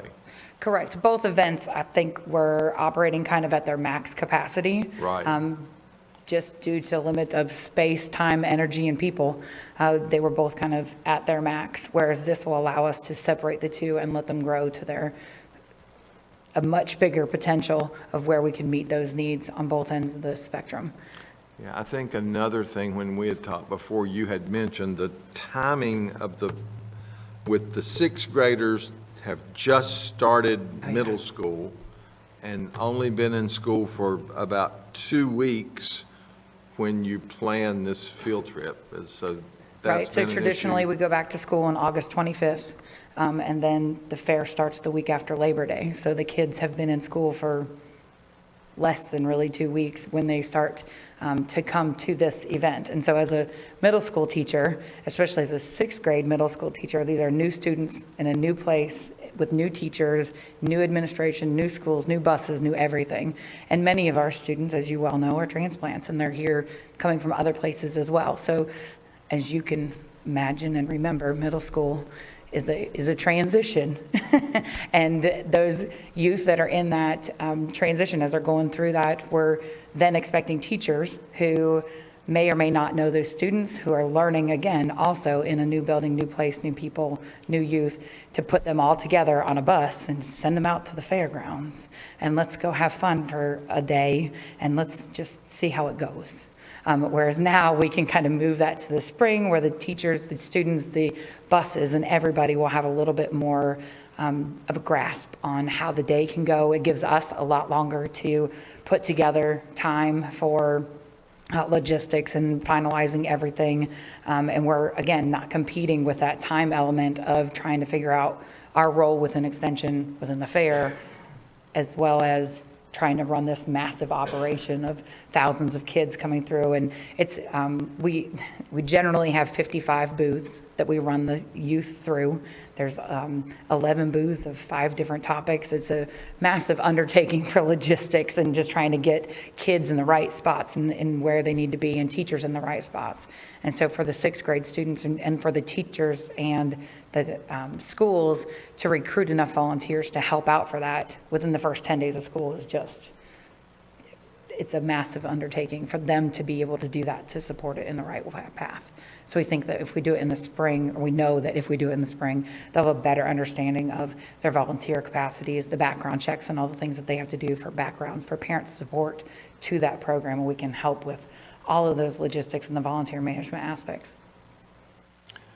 I think at our last couple of meetings, we've had some public speakers that have expressed concern that this is some contraction of what, or a lessening of what we're offering at the fair.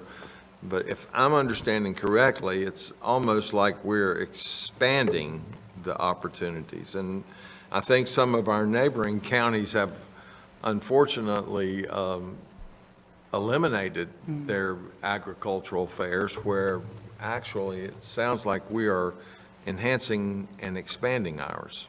Do you think that's an accurate comment to make? I would agree, and I think everybody's perspective is very valuable to us, so we appreciate any of those feedbacks that we get from all of our partners and community members around. And as we love and support our agriculture community, we always are working to help expand that perspective. So if people have input for that, we always appreciate that. But we definitely have been working with our surrounding counties. Union County just did their Ag Days, and they are actually following our model of what we've been doing for Agribusiness Days. And so being able to go out and help other counties to grow into what we're already doing, and then knowing that next year for this, now it'll be April of 2023 program, for it to really spotlight and shine on what agriculture means in Cabarrus County, I think is a great opportunity for us. Right. Commissioners, additional questions or comments for Tracy, or feedback you'd like to offer? Commissioner Strang, I understand that you visited with some of the staff at the fairgrounds, and I was curious if you discovered anything there that you feel like factors into this, or any concerns that we need to be aware of. Not necessarily any concerns. I think this is actually a brilliant idea to separate it. I think it will expand any of the hiccups that were being experienced out there. I think this will definitely expand it, and I think it'll actually probably expand your community engagement from your community partners a little bit more, and allow you to spotlight more things. You'll be able to expand that program, and I think that was part of the struggle, and I think that'll definitely help. I know staffing, you had mentioned, volunteers are always tough. But I do think that this will really make a good impact in our community, and I think it's a great idea. I like it. Thanks. And I think I've heard from fair staff that it's going to enhance their ability for their volunteers to do the things that they want to do as well. Absolutely. So, and Kate and I have been in conversations for a lot of that, and we are open and willing for any volunteers that would like to come and help out with any of the things that we do here or at the fair. We are always willing and able to talk through any of those opportunities. Great. Any other questions or comments? Well, thank you for your efforts to work through this and to coordinate with folks, and I think it's going to be a win-win for everybody. Great. We look Thank you very much. Thanks. Okay, we move now to item 5.4, Northwest High School replacement design. And I think, is Rodney going to join us virtually, or are y'all swapping names again? I think we're aligned tonight on this one. Okay. So. Okay. But I don't know if Rodney is with us and wants to. He is on virtual. Lead in. Yeah. There he is. Yeah, I'll do a quick introduction from my COVID quarantine. I'm having difficulties not coughing, so I'm going to let Brian do most of the speaking. But in short, we want to make you aware of some funding challenges with the new high school project, depending on the timing of when that gets built. And we think we have a solution to make it work and fit it within our financial model. And Brian can talk a little bit about how that project has developed financially over the last couple of years. Sure. Thank you, Rodney. So to give you a little bit of history on the Northwest Cabarrus High School project, in August of 2020, we were asked to establish a budget for that project as a part of our 10-year capital plan. At the time, we utilized current numbers that we had received on the Roberta Road Middle School project earlier that summer as a benchmark for what we felt like that school might cost per square foot. Those were all well and good numbers back in 2020. So fast forward to December of 2020, 21. And to go back, the cost that we had established was $70 million for Northwest Cabarrus High School at the time. As a part of that construction budget, we did need to establish a design budget that in industry standards are typically 5% of your construction costs. So we had a architectural design fee budgeted of about $3.6 million. 2021 December, we received our first cost study exercise from Rogers Builders for the new R. Brown McAllister Elementary School. And obviously, with the climate of the construction market right now, those came in excessively higher than where we were at even in 2020, to the tune of roughly $340 a square foot. So now we're at $90 million for what was anticipated to be a $70 million project just the year prior. We had to issue our RFQ as a part of, what the funding for the design was. So we were issuing our RFQ for design services, and we, in good mind, knew that we needed to probably include at least a $90 million construction budget for that project. Well, fast forward now to the last month, and CMS recently bid a high school about a month and a half ago, and it came in at $419 a square foot. There was another one bid similarly that was about $400 a square foot. So we're still even north of where we thought we were just in December of last year. And no, none of us have a crystal ball to know where these numbers are going or when it's going to stop. Conversations with my counterparts, at some point it has to. Something's going to have to drive this and make it stop. But as a part of all of that, we still felt like moving forward with the plan, not knowing what the funding timeline exactly may look like for Northwest Cabarrus High School. The design money of the $3.6 million was already allocated and funded in fiscal year 22. As a part of the agreement that we arrived at with the design firm of choice, we're phasing the project out as we have in years past. Phase 1 would be your programming, conceptual, schematic, design development, and procurement of the pricing. Phase 2 would then be all your construction administrative services and your closeout. All we're asking is that we have money allocated now for phase 1 of this project, but when we get to that point of when the project does get let from a funding standpoint, there will be a need for additional design monies to cover that phase 2 portion of the project. Again, now we're not asking for any more money. We have plenty of money allocated for the phase 1 that would get us to that point to really identify and know how much this project is going to cost. I know you're shaking your head. It's awful, isn't it? I look at it every day. And you're not certainly telling me anything I'm not dealing with, but there is no end in sight currently. Yeah. We're carrying about a 10% escalation. 10% escalation per quarter is what we're being asked to carry in any kind of pricing that we're identifying down the road.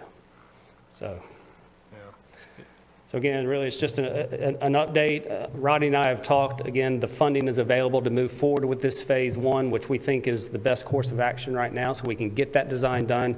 It is going to be a lengthier design because of the size and the scale and the types of programs that are at this school site. We earmarked about 15 to 16 months of design work for this. Brian, what's going to be the capacity of the new Northwest? This capacity is going to be similar to Cox Mill and to West Cabarrus, and at 1,850 students. That will add about 500 additional seats to the current school design. Be a 3-story design? Yes, sir. We're finding the value of going up and not out, for sure. Okay, any additional questions? So we would like for you to come back in a few months with some solutions. One day, one of us is going to stand up here and say, costs have come down. Costs have come down. We're looking forward to that. Right. So, thank you. Okay, thank you.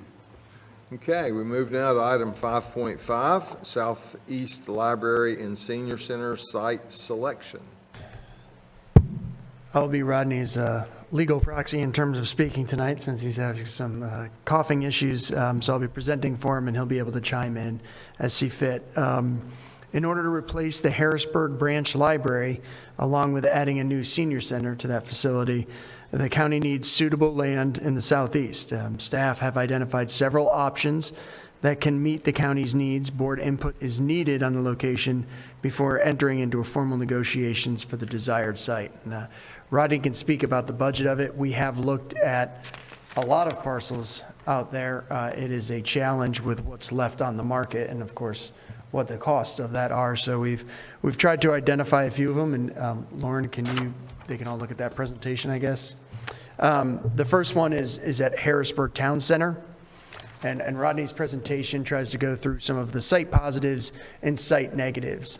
Since we've created this document, we've already been kind of updating it with some additional findings. So I do have some information on the town center that kind of might change some of the site positives. But the site positive was high visibility, proximity to residential, the master stormwater plan and the master roadway plan, which that is all in fact correct. But after doing some investigation on it, we would need to work very closely with the town of Harrisburg and the DOT, because they do feel that while we would not have to add any stormwater controls, so ponds, sand filters, things that I talk about with other sites, most likely for that town center, there would have to be some sort of BMP or best management practice created, and we would probably pay a fee in lieu of constructing it ourselves with the other folks that are in that town center. At least those were the initial conversations from the town of Harrisburg. In terms of the DOT, when town center was built, that was all done under traffic impact analysis and master planned. Based on the population and the growth, the initial discussions we had is that there will most likely have to be some sort of signal added for access into that and have that traffic signaling. And that would, again, we'd probably, without speaking concretely what we talked about with the town of Harrisburg, we would try to find a partner in that in terms of the cost of that. But because of the amount of trips we would be bringing into town center. Site negatives are a narrow building footprint, the limit to the outdoor amenities, which we've spoken about specifically for the senior center, the cost per acre, the parking, and that means actual parking right in front of the facility, as well as less proximity to southeast Cabarrus. Questions about those that Rodney and I can answer? Can you remind us of the cost per acre? Rodney, do you have that cost per acre? I do. That would normally be something we'd cover in closed session. Okay, never mind. Sorry. Yeah. So will this site is it large enough to have a combination senior center and library? Yeah, the initial assessments is that with a multi-story building, we can get 55 to 65,000 square feet and be fine. Multi-story meaning 2, 3, 4? I had a couple different versions done. I had one with 2 and one with 3 done. So yes. Well, I guess the issue I've got with that particular site is, we in my opinion, we're an anchor tenant, and that's not an anchor tenant site. We're taking something and making it better for them, and that's for the price. To me, that's not the one that I would choose, if that makes sense. Because we'll have a building that will be maintained better than what's out there. The county will be something that they will. Those other parcels will sell better at a higher market value because we would be the anchor, and because of the shape and size, that's just not an anchor site. But anyway, that's just my feedback.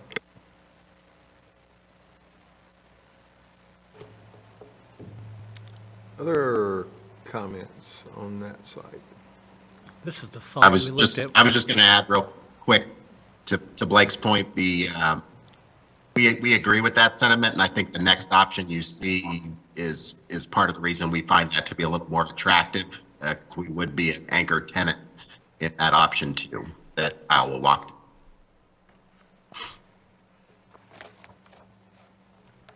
This is the site we talked about one time before, I do believe, and one of the real particular parts for me was the design, the lay of the lot that we're looking at. Mm-hmm. It's not really conducive to what we're wanting to do.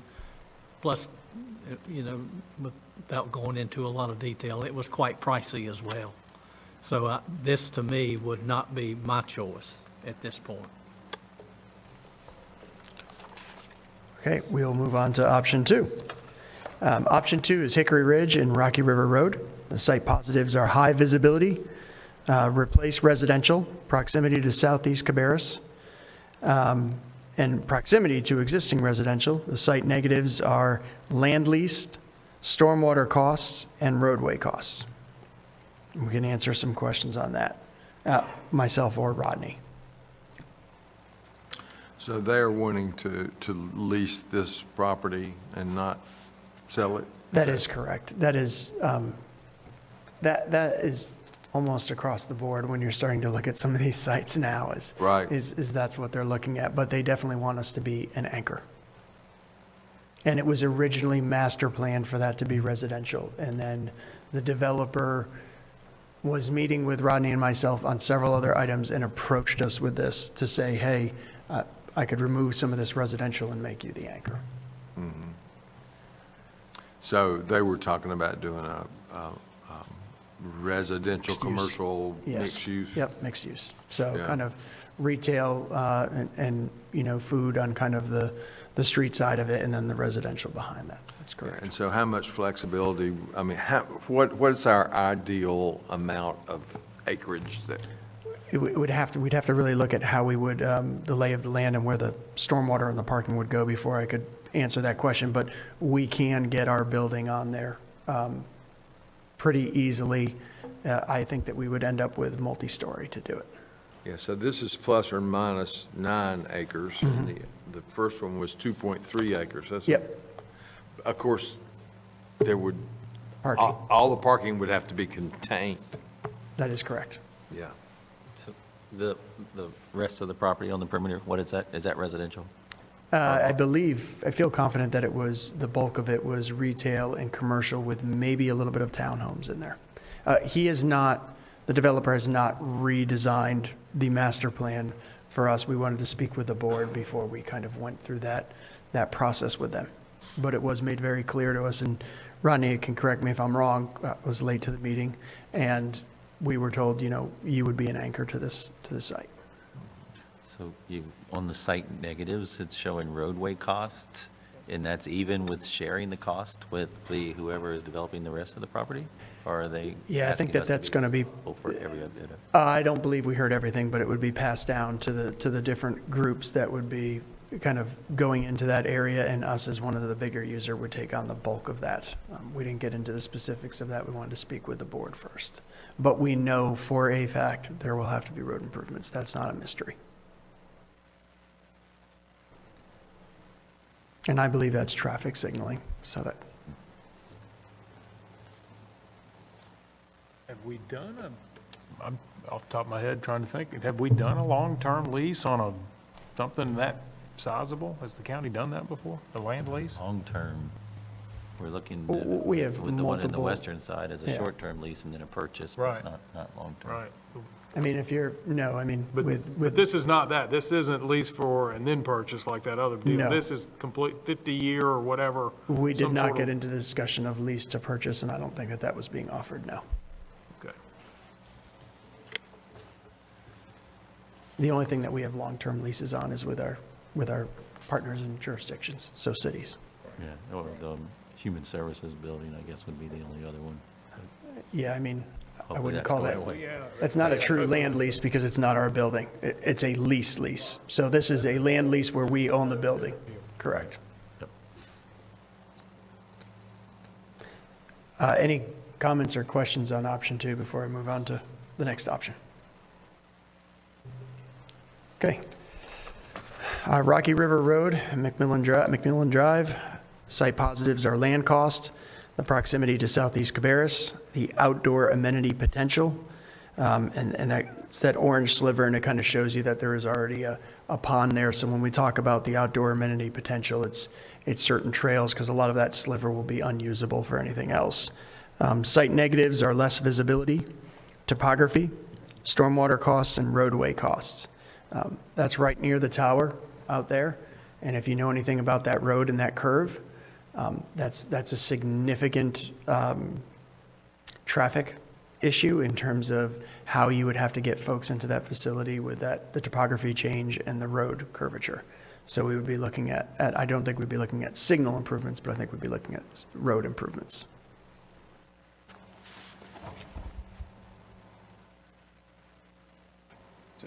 The parcel that's right next to that, and with our maps, well, it's cut off. Is that the mulch? Is that the Balkham's mulch area? Industrial, yes, Okay, that is correct. That's what I thought. Yep. That's why the buffer would be considerable. And again, that puts us with a long, narrow building, which, if you know about assembly space for libraries and senior centers, is a little difficult, which was some of your comments on the town center of option one is, you don't feel like you're getting the pick of the litter of the lots. And that does make design difficult, but keep in mind in terms of scope of the aerial that you're looking at, that's a much different scope. That's actually a little bit wider than it appears. So it can be done. You can put that building on there. I just think that we would end up with some parking wrapped around it. So it just wouldn't look like a lot of our buildings where, you've got the parking in front. It'd just be a little bit different, but it can be done.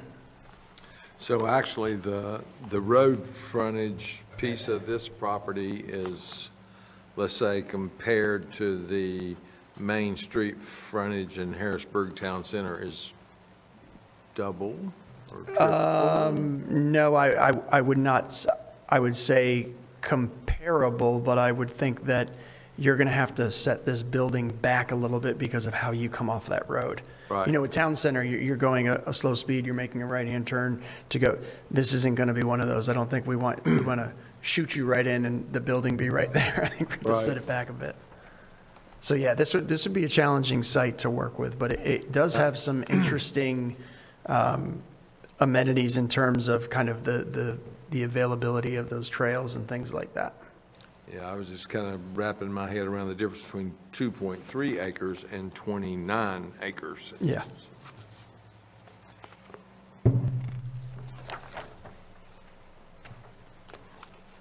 Other questions on 3? Okay, option 4 is Hickory Ridge and Rocky River Road. Site positives are high visibility, topography, proximity to southeast Cabarrus, and the proximity to residential. Site negatives are stormwater costs and roadway costs. You're going to see that as pretty much a trend in everything we look to buy right now. So that site slopes back to the residential in the back corner. You can actually almost kind of see the lay of the land, and there's a lot of trails for children to play in there now and dirt bike ramps and things like that. I think that entire area would become stormwater retention. And that's just something we'd have to deal with the site and the topography. So yes, you'd have connectivity or can have connectivity to those developments, but I think that we would lose a lot of those trails that are in the back and in that buffer right now to stormwater.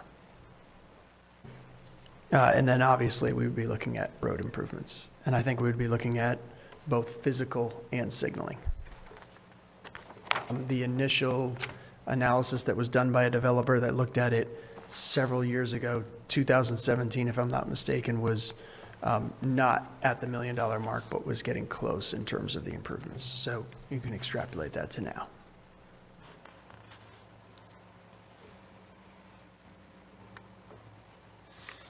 So on this one, on the negatives, you don't have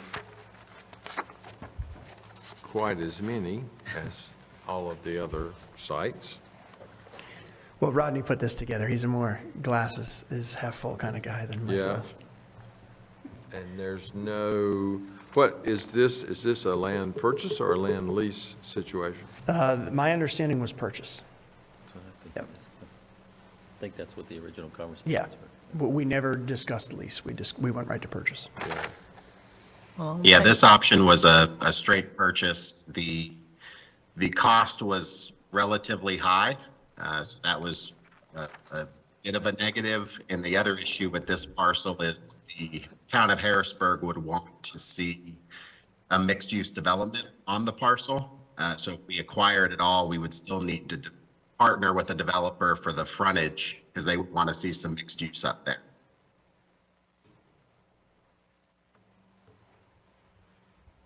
Which means shared parking.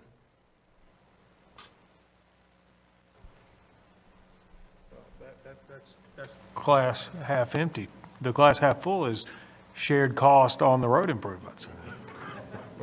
Fair enough. Good point. So you are looking for feedback. Yeah, some guidance on what to pursue, or maybe some discussions to have. If there's types of discussions that you want us to start having on each of these ones, whether it's go back to them and tell them we're an anchor and the price is too high, or, go back to them and see if they'll, is the land lease the only way they're willing to go, and how far are they willing to go down the road to kind of understand what the road improvement costs would be on the one that was option 2. Give us a little bit of homework to go do so we can bring some things back on any of them that you'd like. I'm sorry, go ahead. On all of them, obviously, a little bit more on the price per acre, price per square foot. Yeah. We'd like to see that. And then, on, is it 1 or 2 that are leased? The terms of the lease, the land leases. Okay. I think it's just 1. Yeah. Okay, on the price per square foot, you want the price that we're paying for acre. We're not talking construction cost of the building, correct? Okay. And on the land lease, I'm not sure. Could you maybe give me some guidance in terms of the specifics of a land lease? Are you kind of looking for maybe the year and the cost and any provisions that would prohibit us from doing something, or more driven down into the weeds? Kind of both of those 2 things. Okay. Yeah. Okay. Just a comment, Kyle, Yes, sir. on the lease. I think that as time goes on, you're going to see more and more of the leases like this. I think you mentioned that. And one good thing about it is if we lease it, then it doesn't come off the tax books because we don't own it, versus us owning it and it coming off the tax books. So am I not correct in that? It would stay in fact on the. It'd stay on the tax books. That's land correct. would, Land not the would, building. yes. The building. Well, Of course, we we would would be own. the ones paying the taxes. Yeah, we would be paying, it'd be part of that lease we have to pay. So I'm not really opposed to do that. I know that a lot of the land, particularly around the coast, those big subdivisions and condominium complexes and all that, they lease the land 50, 100 years. So none of us are going to be around in 100 years from now. That'll be somebody else's problem. But I don't have a problem with us leasing it. To me, location and then, of course, the cost is going to be my concern. But I think number 2 is probably, of what you've shown us tonight, would be the one I would want to see you try to pursue. Okay. Looking on paper with what we know, I would look at number 4 in my primary site. I don't like the shape of the first one and the third one. Some of the challenges that come with that and the lease, there again, I guess, depending on terms, then that would probably be my second. And I would agree that number 4 probably would be the one most attractive to me. It's a larger piece of property. The fact that, of course, there are questions to be asked. It is a purchase as opposed to a lease. As Commissioner Kiger mentioned, there are some opportunities there if we have a mixed-use development there for some sharing of expenses on the roadway improvements and that sort of thing. It seems to have more advantages and flexibility to me than the other 3. Kyle, what after the multifamily, do they have any kind of design done yet? What's the remaining parcel that we can actually use of this 16.5? How large is that? They have not gone through and done any design. This was discussions with the town of Harrisburg of what they'd like to see there based off what the last developer who now wants to sell it, because they haven't been able to develop. So they really haven't given us an indication of what our footprint would be. Okay. I can tell you our footprint will be, if you're looking at doing the frontage and with the topography of that site, you'll end up with more than a 2-story building to try to balance it out topography-wise, because you'll shrink your parking. And you can have a substantial amount of stormwater. That was my question. How much of that space are we, Yeah. going to be using? I think that would be all of our questions in terms of partnering with somebody on that. Yeah. Me personally, I don't particularly care for space number 1 or 3. I think that causes some design issues. I don't like the way they're laid out, and the restrictions of where we can go and on those particular parcels. Okay. Sounds like mostly what I'm hearing from everybody is 2 and 4, but do some due diligence on all of them on the cost per acre. That's kind of what I'm taking away from the board right now. Okay, Thank you very much. you're very welcome. Okay, next up is the approval of the regular meeting agenda, and you all have a copy of that before you. To the best of my knowledge, we have not taken any action tonight that would alter that unless I have missed something. I see none. Do what? I see none. No change. Okay. Great. So I would at this time entertain a motion to approve the regular meeting agenda as presented. Okay, we have a motion and a second. Any discussion? All in favor, please say aye. Aye. All opposed, no. That motion passes. And I know that you will all be disappointed to hear that we do not have need of a closed session tonight. So at this time, I would entertain a motion to adjourn. We have a motion and a second. All in favor, please say aye. Aye. All opposed, no. We stand adjourned.